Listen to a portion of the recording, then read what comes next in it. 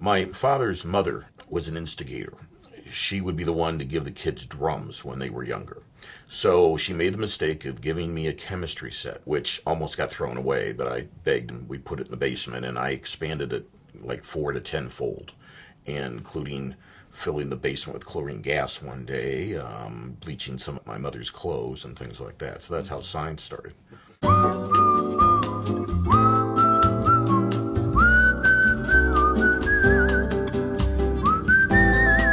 I was born in St. Louis, Missouri.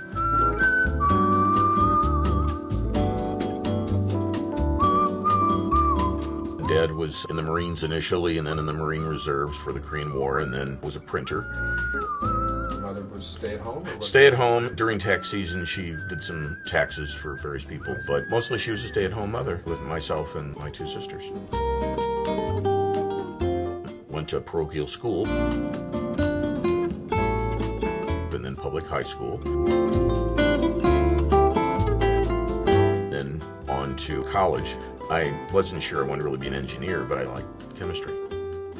I was in college, but I was putting myself through and not doing the best job and having a little more fun sometimes, like most people. And for those that don't remember, there was a thing called a draft.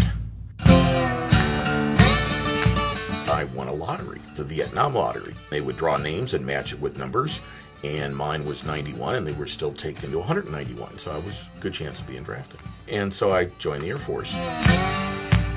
I thought about the Navy, but they're on these big ships, you know. We got married in July of '72. My wife was 19 by 2 days, and I was 21, and we piled all of our belongings into a whatever it was, Plymouth Fury 1, and drove from St. Louis to Spokane. I was assigned to Fairchild Air Force Base as a laboratory technician. I actually got permission down the line to go back to school. So I ended up getting my degree in biology and in chemistry, kind of a combined major, and went back doing the same job. Well, the first group of Air Force physician assistant students showed up at Fairchild. And so I helped them with some lab things, and they said, you know, you'd make a good PA. And I said, what's a PA? And they told me what it was. I said, well, that sounds kind of neat. So I applied and I got accepted. It was a whole new thing. I mean, this was only the 2nd or 3rd class for Air Force.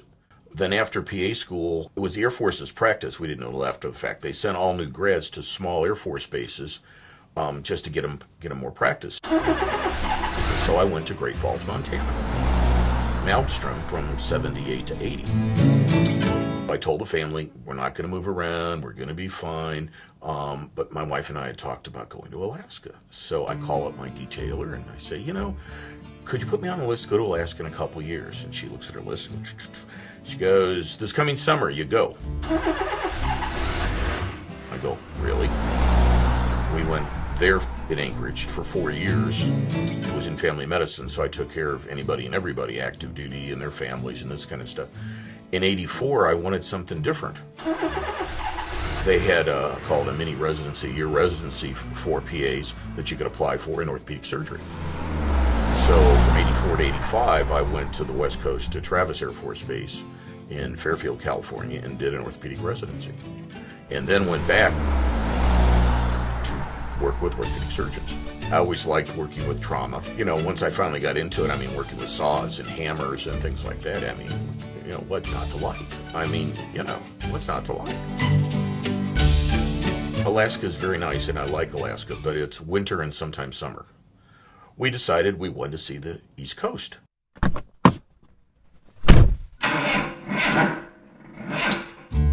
I managed to get a slot at Langley Air Force Base in Virginia. Newport News, that kind of thing. And we stayed there until I retired in '91. After 21 years, it was just time. I wanted to do something else. I don't know if this matters or not, but I volunteered for the Gulf War, but neglected to tell my wife. She found out on the day I retired. It was after the air war, but before the ground war. So we were in Dhahran, Saudi Arabia, the first medical group. Then what? Well, I did some interviewing. Somebody that I knew here in Spokane who just retired, I called and asked, would they use orthopedic PA here? And so he gave me a name of a doc at Rockwood Clinic. That was your last move. That was my last move. We've been here 25, 26 years now.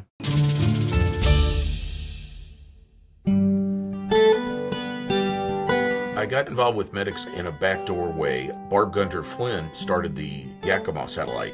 Somebody, had said, oh, Don Coerver up in Spokane's doing ortho, and so for years I would drive down to Yakima and do all of their orthopedic lectures for them. So when the Spokane site evolved in the fall of 1997, she gave me a call and asked if I wanted to teach part-time. We started off with 13 students, and then there were 4 or 5 of us were all part-time. And so we were it. We had some really interesting students. I think I'm most proud of all of the graduates that I've taught.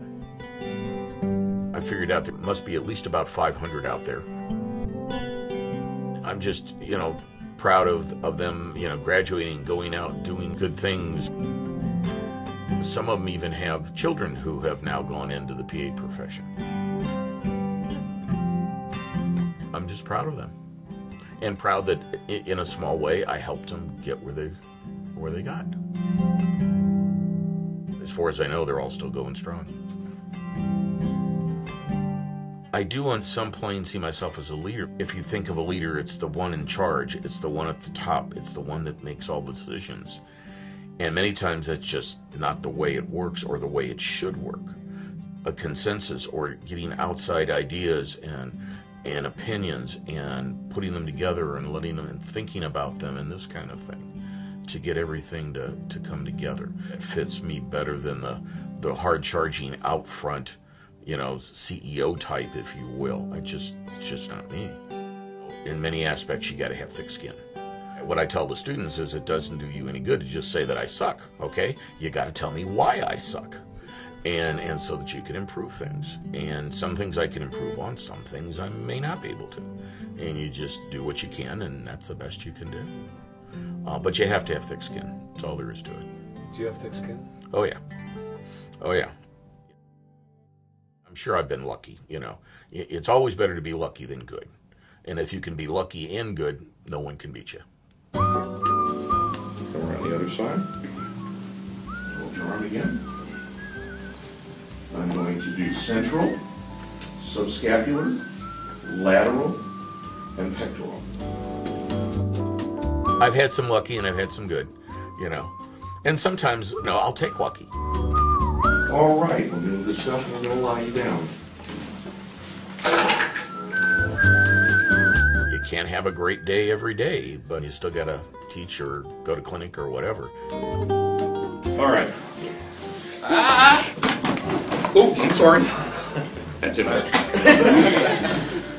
That's not going to work, I guess. This is going to look great on film. So luck may be the only thing keeping, the wolves at bay,